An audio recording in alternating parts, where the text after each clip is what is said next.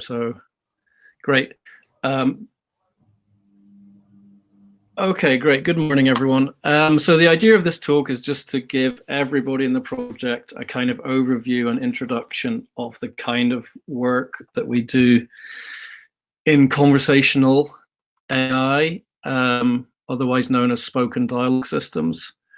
And yeah, so the idea is to sort of very quickly give everyone an idea of the kind of problems we need to tackle in the project and the usual sorts of approaches that are used.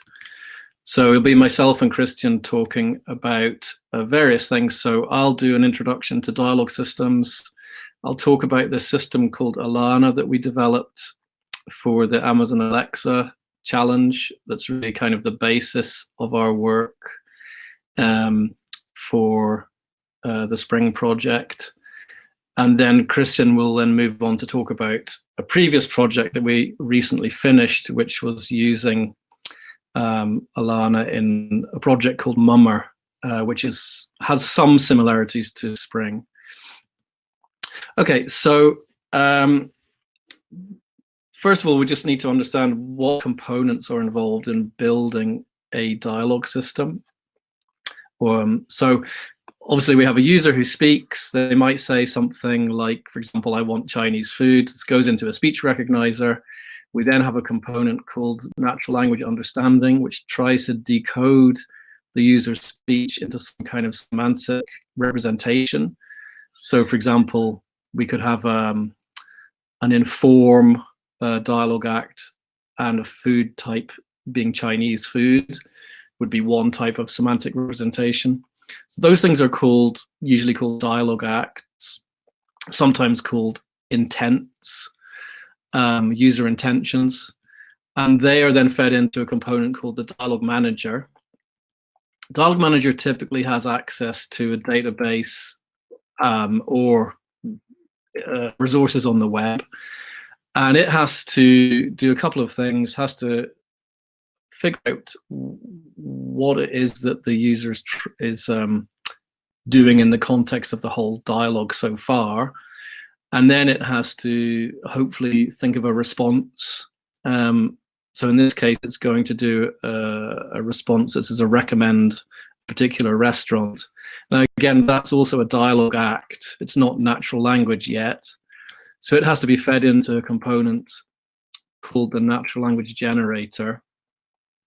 And that effectively decodes dialogue acts into strings of words, which go to a speech synthesizer, and you might get an output like that, where number 127 is chop chop, and we tell the user that's a great restaurant. So that's just the way that spoken dialogue systems have been built, probably for about the past 15 years or so. And what's happened more very recently is that some of these components have been by deep learning methods, and I'll talk about those later. So an important point when you're dealing with robots is that the output is not only speech synthesis, but it's also the robot maybe moving, pointing, having facial expressions, maybe having an animated face. So an important thing for Spring and in all these projects with human robot interaction is how the robot output can be used to communicate as well as just speech synthesis. Okay, so I'm going to quickly go through each of those components, just very briefly describing them and some of the methods that we use and what I think the challenges or interesting problems we have are in the Spring project. So with speech recognition, ASR is automatic speech recognition. We have obviously this component which is trying to decode audio into strings of words. So someone might say it's easy to recognize speech, and then typically in a modern speech recognizer you get an n-best list of hypotheses about what the user really said, with some confidence scores. So the numbers on the right are these numbers here. I hope you can see my pointer. Those are confidence scores from the recognizer. So you can see that, you know, there are many different ways that recognizer might decode some speech, and some of them are correct and some of them are incorrect.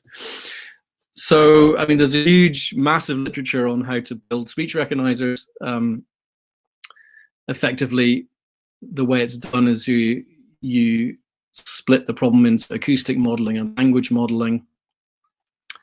And what we typically use in our systems nowadays is the Google Speech API, which gives us these kind of recognition hypotheses along with confidence scores. And it's important for us in dialogue management to use the confidence scores so that we can, for example, say things like, oh, please can you repeat that?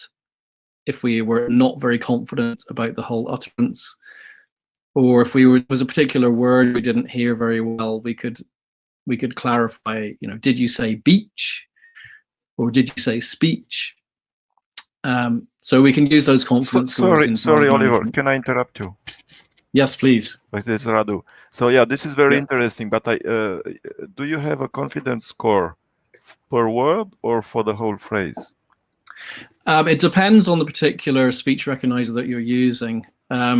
So with Google Speech API, I think we actually get word-based confidence scores. We certainly have had word-based confidence scores from different recognizers in the past. Okay. I think Google Speech does give word-based. Okay, so then we like to use those confidence scores in dialogue management. There's also a very important point, which is when we detect the end of a user's speech. So typically you set a silence threshold, so maybe 0.2 of a second. This can actually cause problems because in real life, for example, we put a robot into a supermarket and we found that real people often pause quite a lot in the middle of what they're saying. And the speech recognizer can think that they've finished speaking when in fact they're just pausing. So this is something that's quite challenging in real world situations. And when we have multiple people speaking, this is going to be even more important to deal with. So we have experimented with language modeling methods for detecting end of speech. And that might be something we need to do. So another point to note is that, you know, most speech recognizers are developed for a single speaker at one time.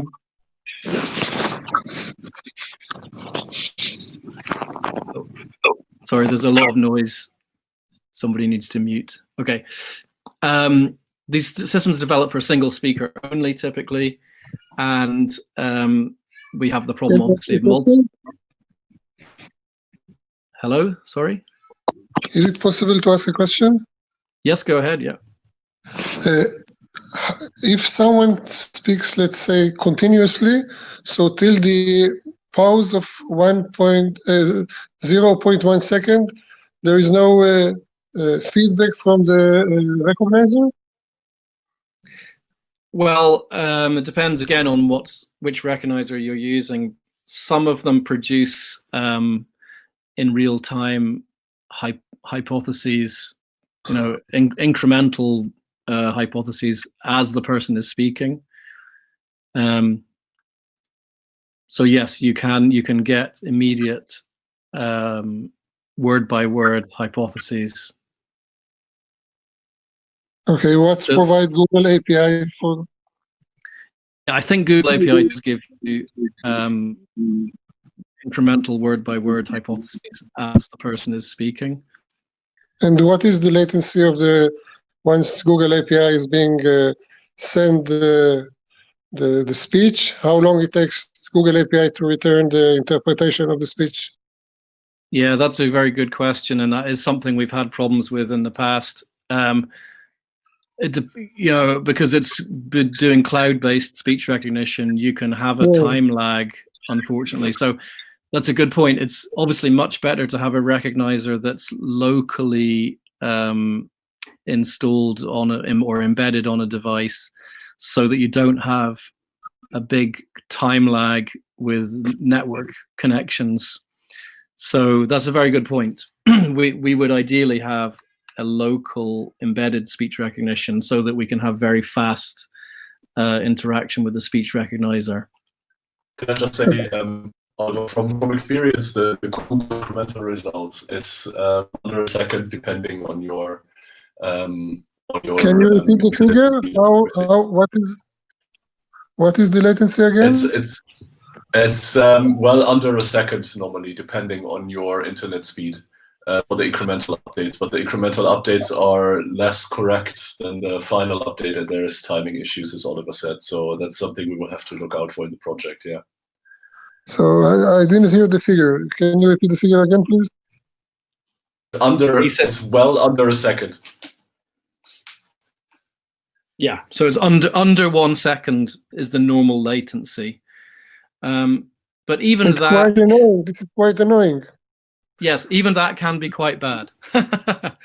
Because this is too huge lag, and it is not, I would say, natural speech. If I'm talking with in a phone and the latency is more than 1.2 seconds, it's considered a quite annoying discussion. Yes, I totally agree. I mean, this is one of the interesting things, is that we're quite far away from real, true, fluent conversational speech because of these time lagging issues. So I think anything that can be done to bring the latency down will really help these kind of systems. But with cloud-based solutions at the moment, having a latency of under 1 second is probably state of the art. But embedded solutions are really going to be more important in the future.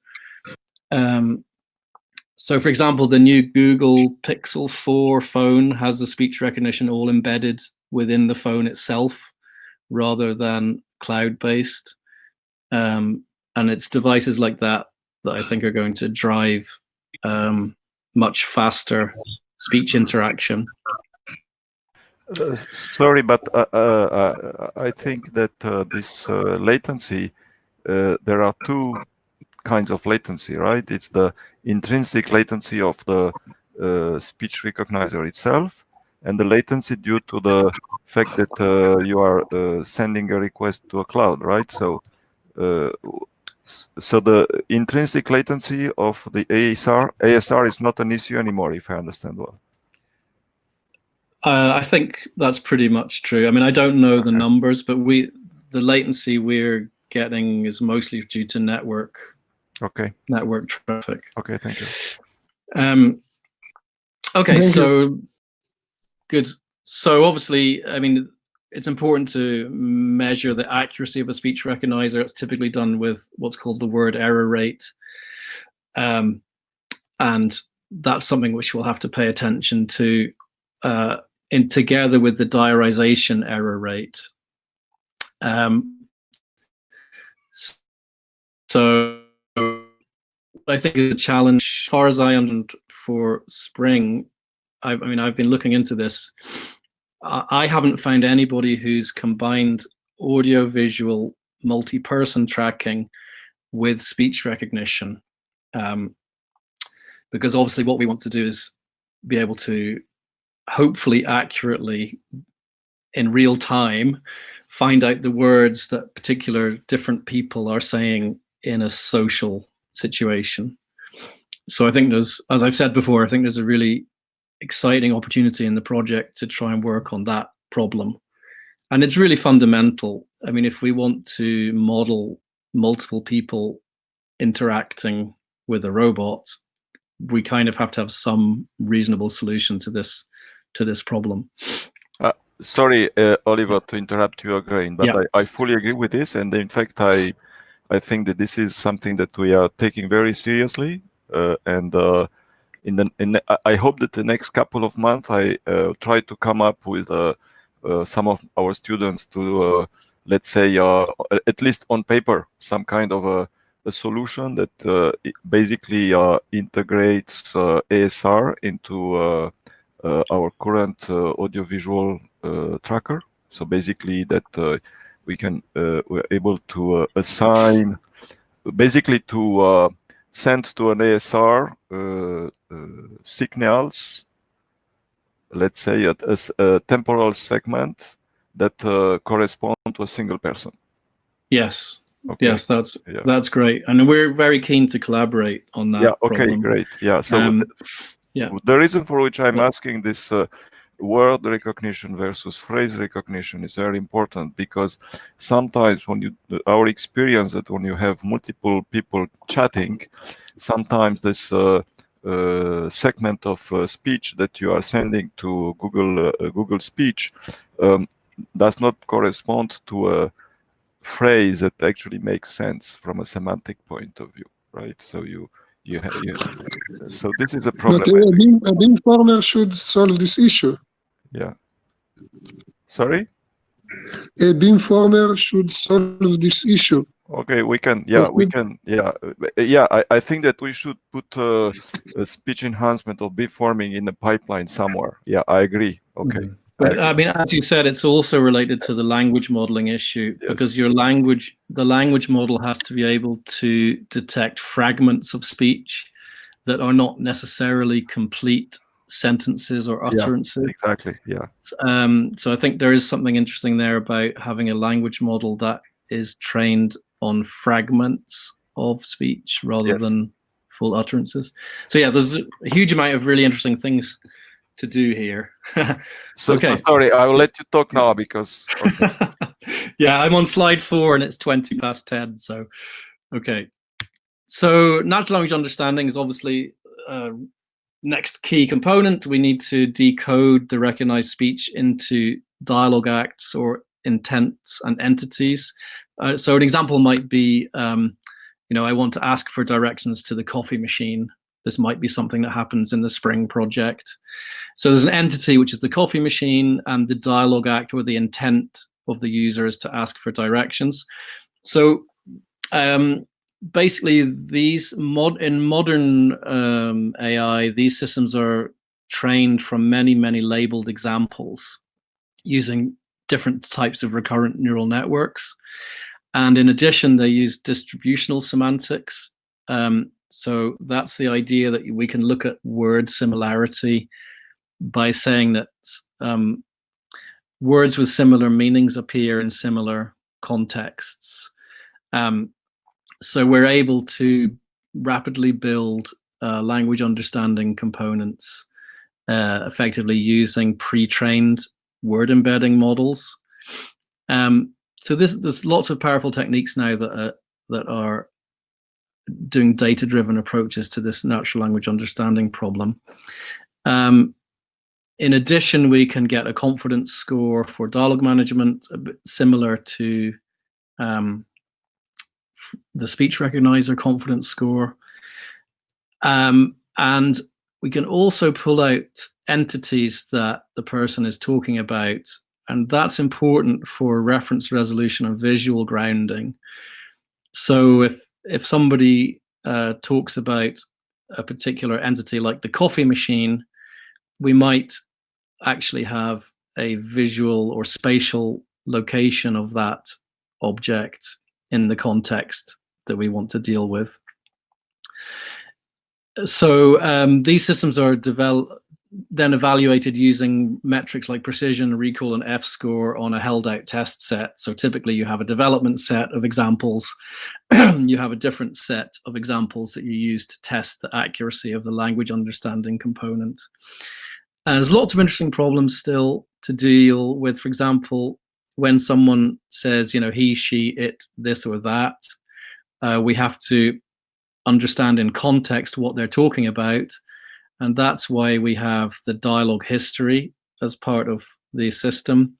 So we can try to understand what people mean by these expressions. Also in the project, we have visual language grounding issues. So I know that's part of the Spring project as well. Trying to map entities that people are talking about onto spatial or visual representations. And actually, I'm not sure if you can see the final bullet point. But If you click hide, I think it will help. Do I hide? Can I hide this thing? Okay. Yeah, if you click hide, yeah. Oops. Perfect. Oh no. Is that working? But we don't see your slides anymore. Yes, exactly. We lost your screen. Yeah, I know. Okay. So I won't. That didn't work. Let me do that again.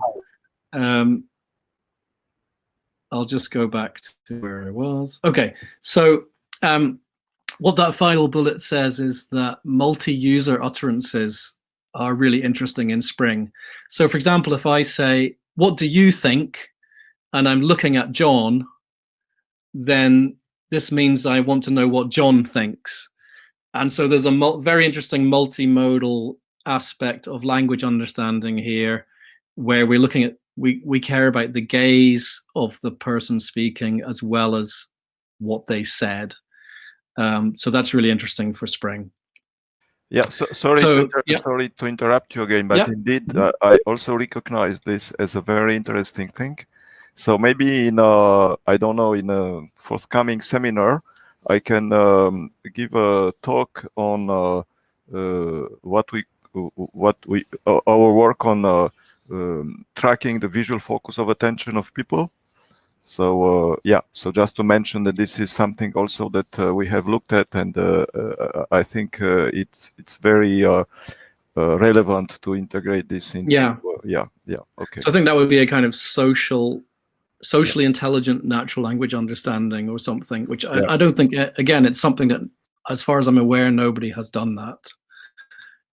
Okay, so just to very briefly talk about the Elana system, the natural language understanding that happens there, we have a really rich language understanding component, which is effectively able to pull out even sentiment of what the user is saying, as well as the noun phrases, the named entities, and do this kind of resolution of co-reference. So if I say, I like him, it's able to figure out that him is somebody that I'm speaking about earlier in the conversation.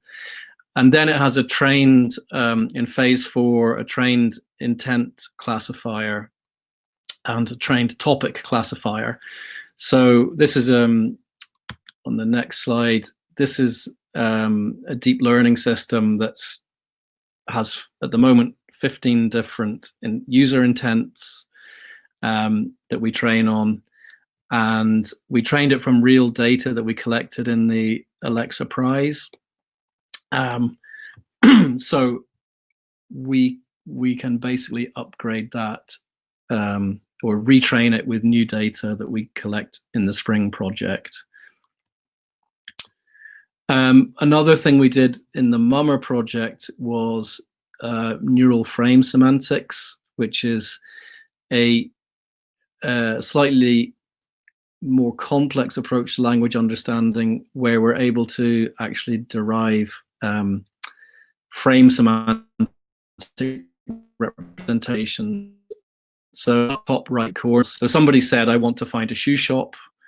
It's that sequence of words is sent through a bidirectional LSTM with various embeddings.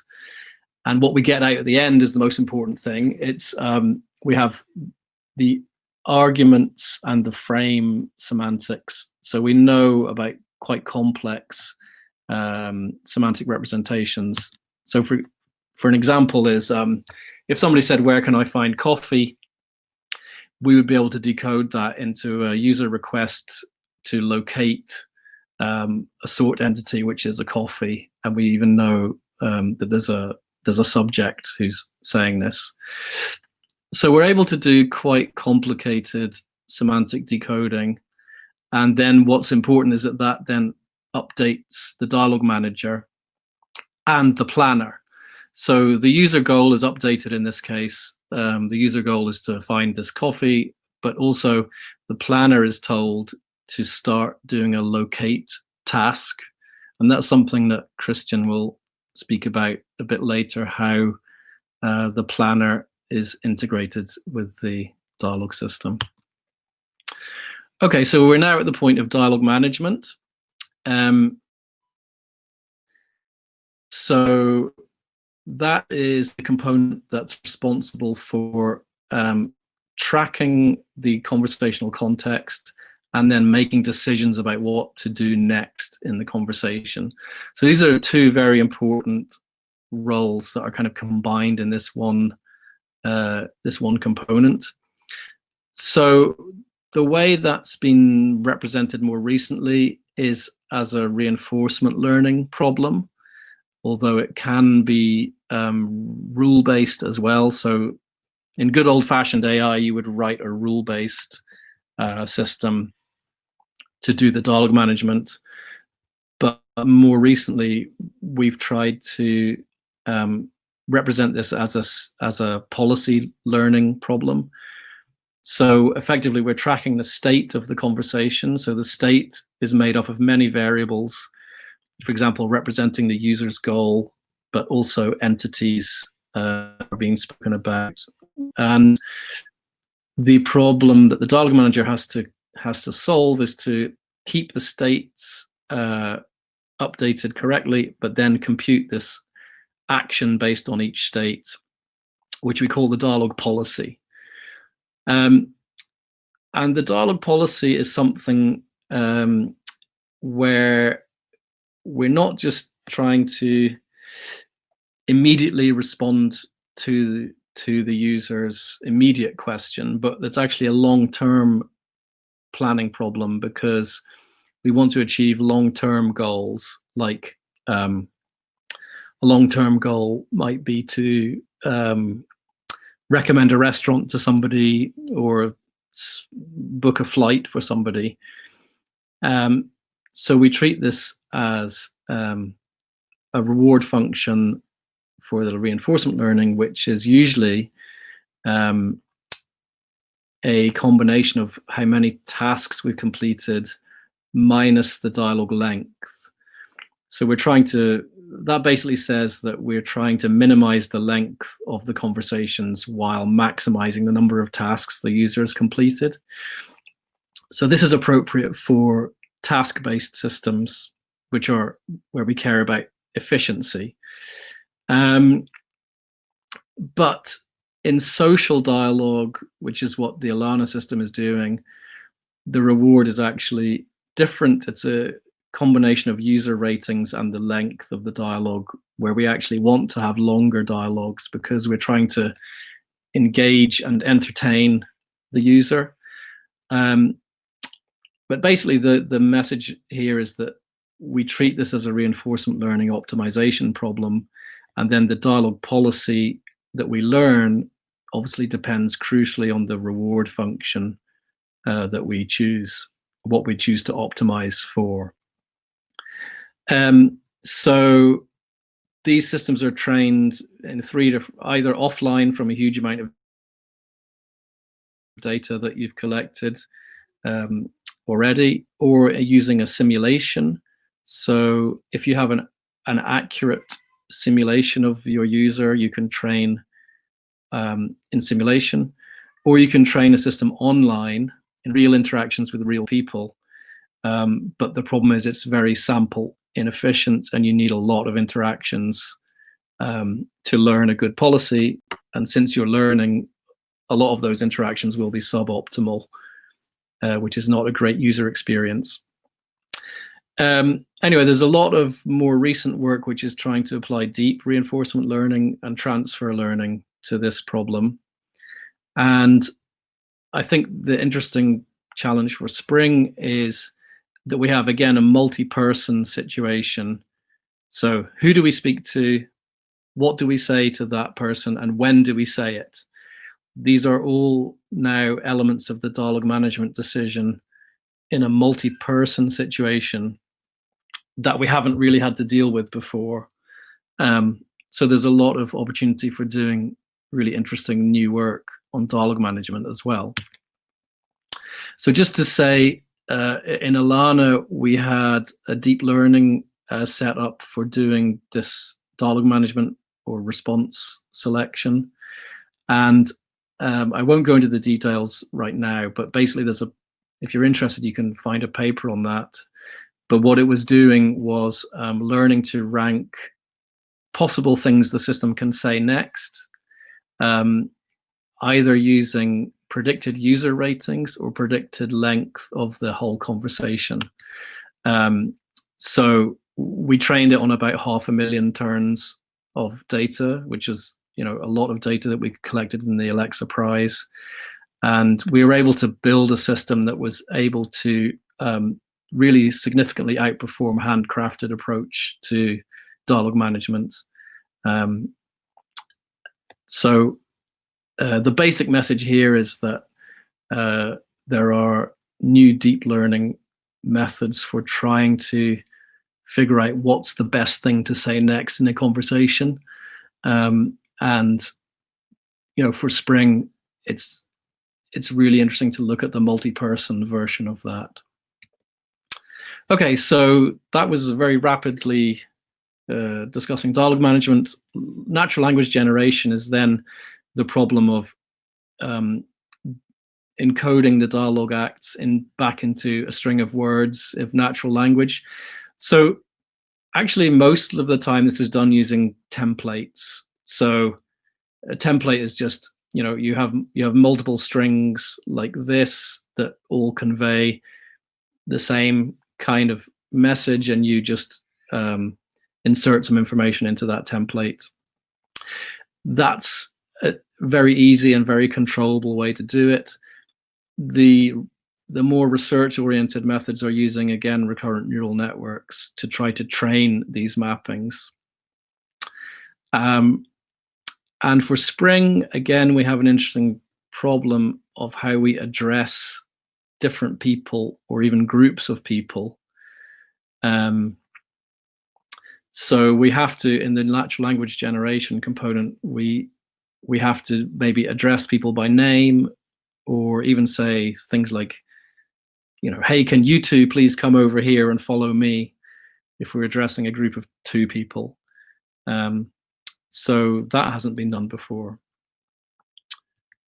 Okay, and then text-to-speech, as I mentioned before, the important thing here is to synchronize the speech output with appropriate robot gaze, robot movement, possibly even facial expressions.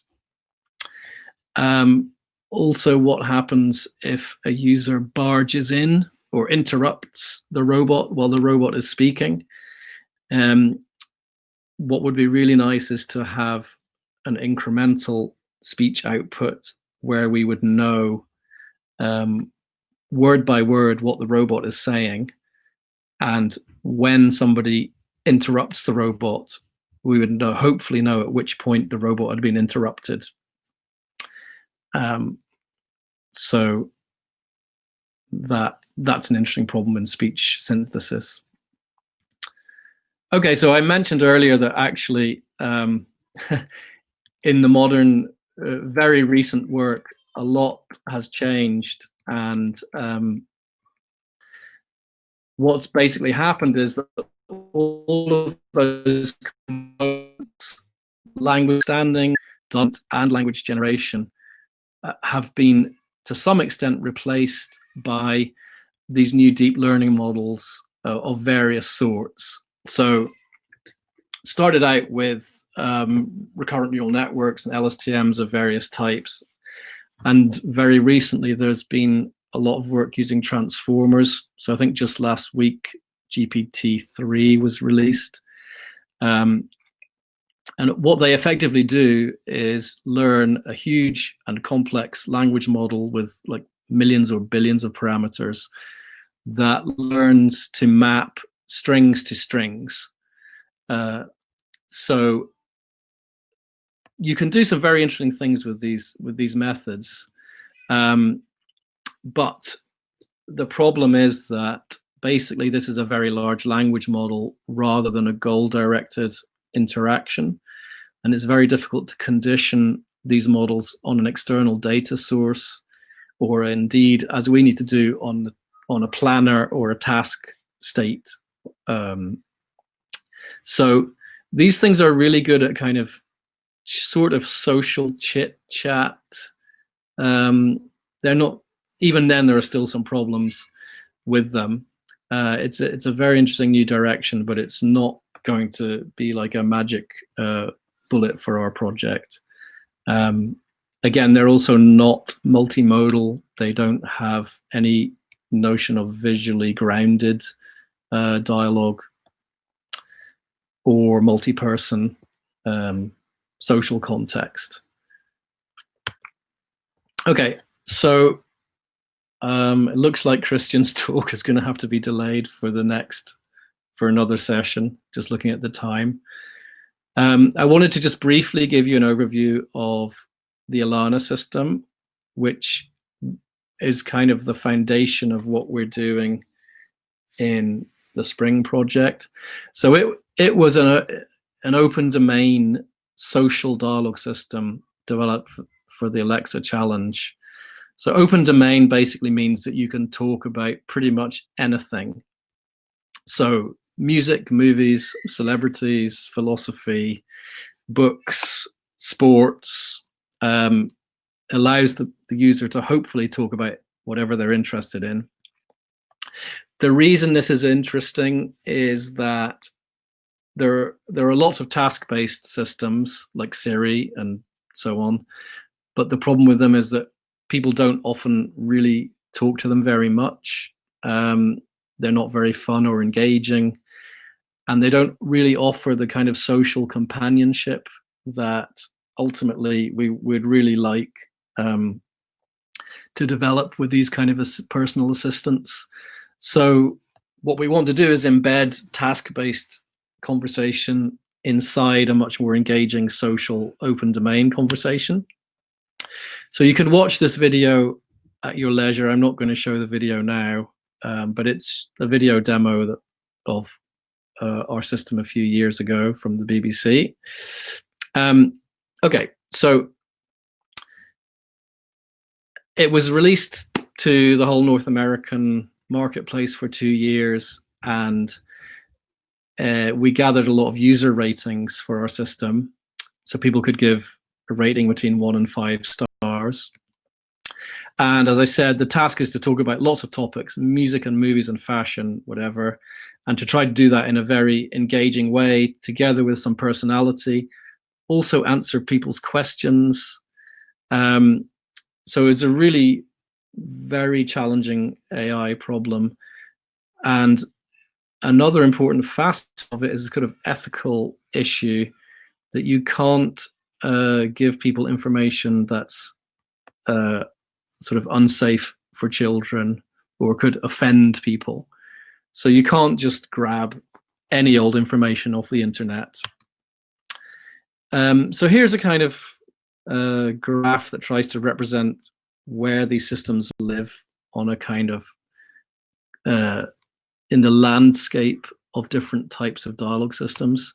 So if we look on the y-axis, I've got human likeness. So how human-like is a system? So human chit chat is where we are not talking about any task, and it's just about personas or personalities. And humans are the ultimate chatters at that. And on the x-axis, I've got different types of system. If you're doing, you don't care about personality, you're just doing tasks, or you want to talk about multiple topics with a personality. So this is kind of how complex the content is getting on the x-axis. Okay, so we have human call center operators. They're really doing tasks where they're not really having a persona other than being trustworthy. Humans or anything that passes the Turing test would be up here, where we can talk about multiple topics with a personality. So there's an old system called Eliza, which you may have heard of, which was not very human-like, but it was kind of a socio-therapist bot, lives down here. all of these new language model based systems live around here. They are doing chit chat, but they're not doing tasks, and they're not quite a human performance, but they're pretty human-like in some ways. Then there was a whole load of research on goal-oriented dialogue systems over the past 20 years, and it lives around here. There's lots of work on chatbot that is really spanning a huge range of different types of scenario, but is still not very human-like. And then the Alexa Prize social bots are somewhere in this region where we're doing multi-topic conversation with personality, and we're trying to become as human-like as possible. So this is just trying to give you a little bit of an idea of the different types of system that are being developed. Okay, so we entered the prize for 2 years, and in a nutshell, we were finalists for 2 years. But more importantly for us, we collected about 6 million interactions with the system, which is a huge and wonderful amount of data to train systems on. I'll just zoom through. So from a scientific point of view, the interesting problems are that we have a very noisy and sparse feedback signal for training the system. So users only rate the system at the end of a whole conversation. Some of these conversations are hundreds of turns long, so it's a very weak reward signal for training. So we still were able to use them in that deep learning neural ranker that I mentioned earlier. The other main problem is, how do you get data to train this kind of system on?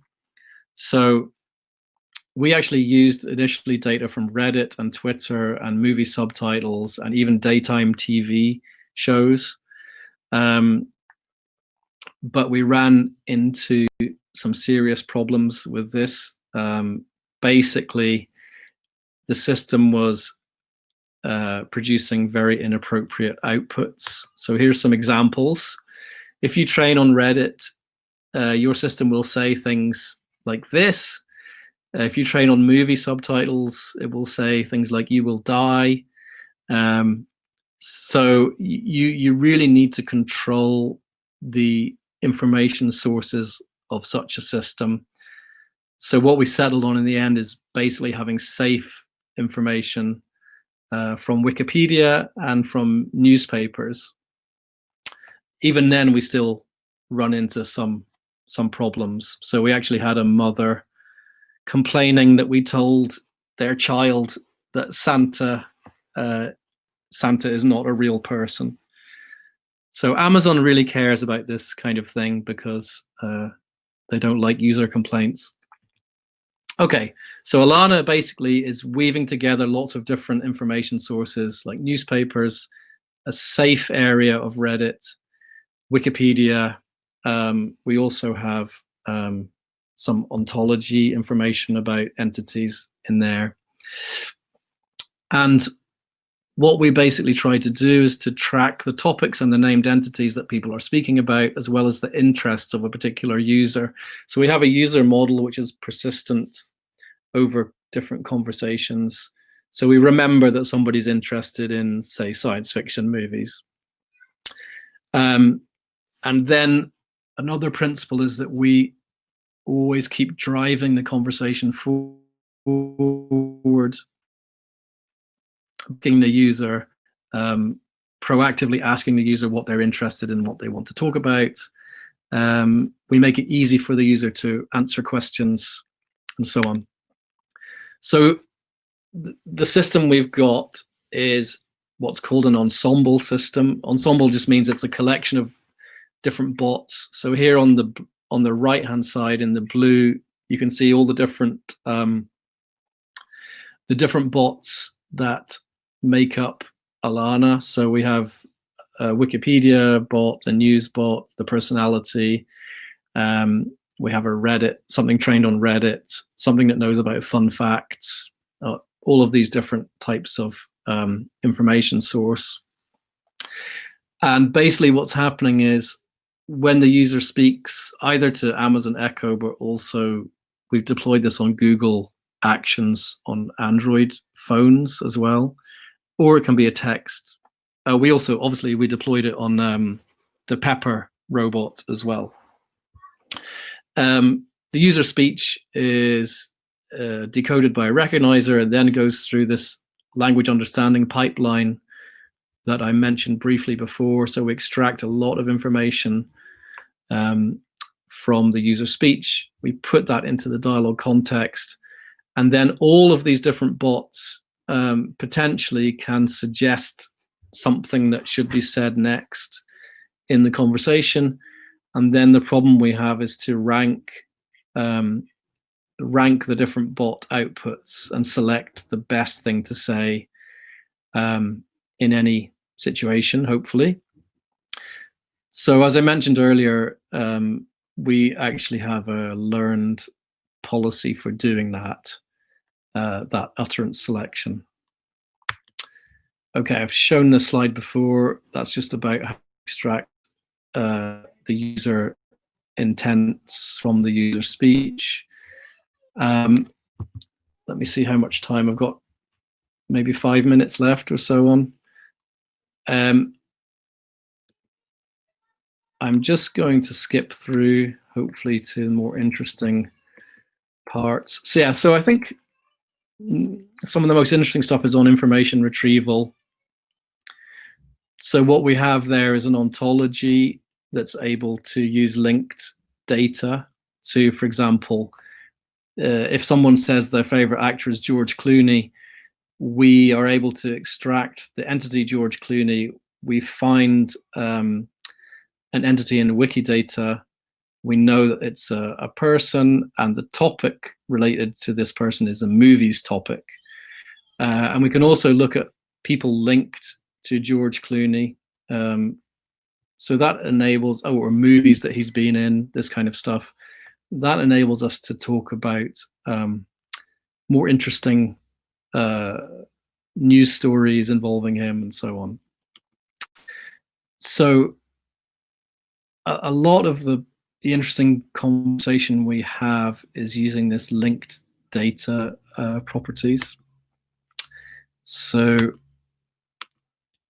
yeah, so for example, we can see that Harrison Ford was in Blade Runner, but also in Star Wars, and we can come up with, even just using templates, we can come up with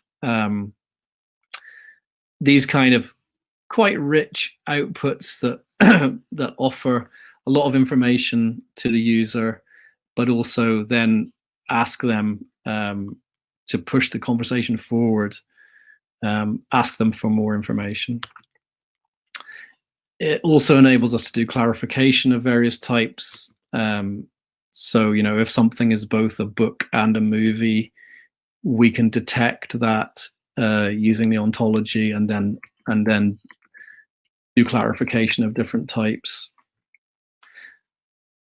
And we apply similar techniques in the news graph. So every hour we compile a graph from 150 different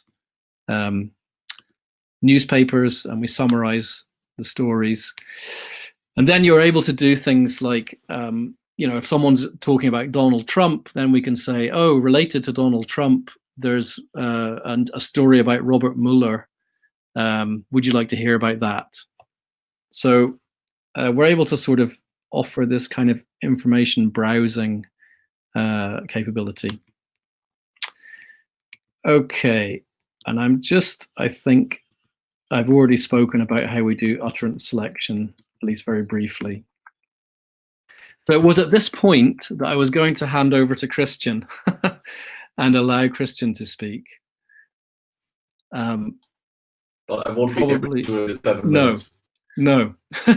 So how about I will just then, sorry about that. I'm just going to very briefly talk about this last slide then, which is what I think about Elana doing in the Spring project.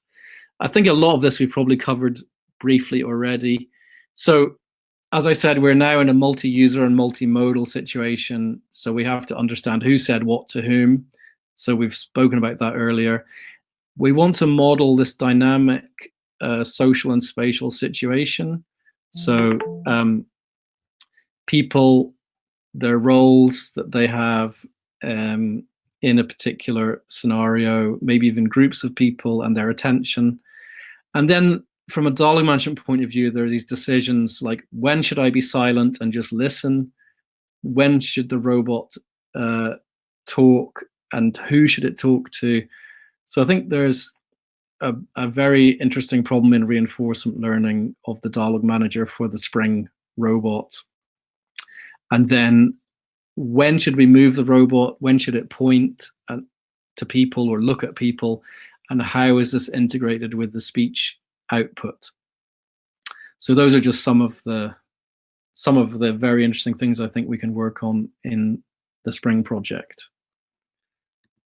Yeah, and then at the end of the slides, you'll find some papers that link if you're interested in finding out any more information on some of the things I've spoken about.